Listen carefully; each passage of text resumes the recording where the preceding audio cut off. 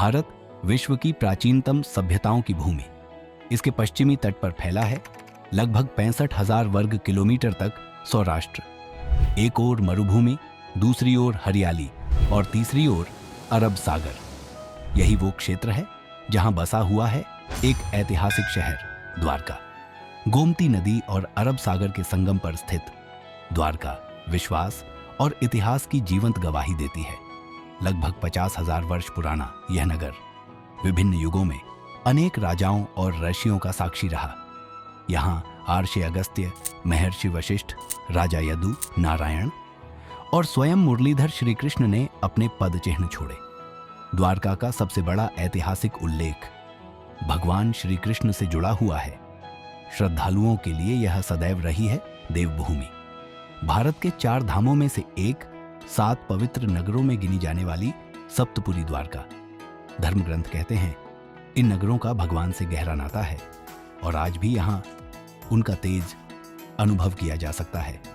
द्वारका, जिसे मोक्ष धाम कहा गया है, कहा जाता है यह नगरी स्वयं श्री कृष्ण ने बसाई थी।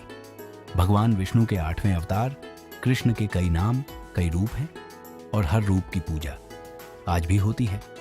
उनका जन्म हुआ मथुरा के कारागार में। पिता वसुदेव ने उन्हें गोकुल पहुंचाया सुरक्षा के लिए।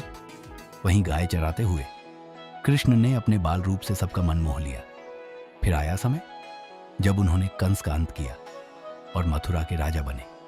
पर बार बार के आक्रमणों से बचने के लिए उन्होंने अपने लोगों को लेकर आ गए सौराष्ट्र की भूमि पर। यहीं उन्होंने बसाई स्वर्ण नगरी द्वारका। कृष्ण, जो अर्जुन के सारथी बने, धर्म की स्थापना की और संपूर्ण भारत की पश्चिमी भूमि को पवित्रता प्रदान की।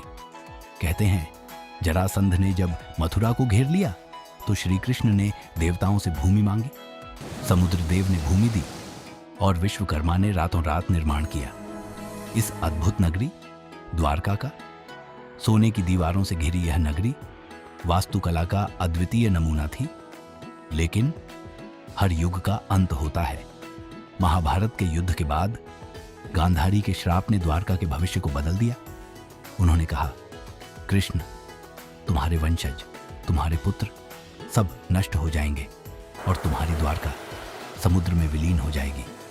और 36 वर्ष बाद गांधारी का श्राप सच हुआ।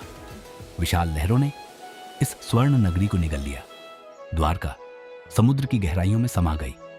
कहते हैं श्री कृष्ण ने अपने अंतिम समय में पृथ्वी लोक को छोड़कर अपने परम धाम बैकुंठ की ओर प्रस्थान किया और तब से द्वारका रहस्यमय, दिव्य और अमर कथा का प्रतीक बन गई।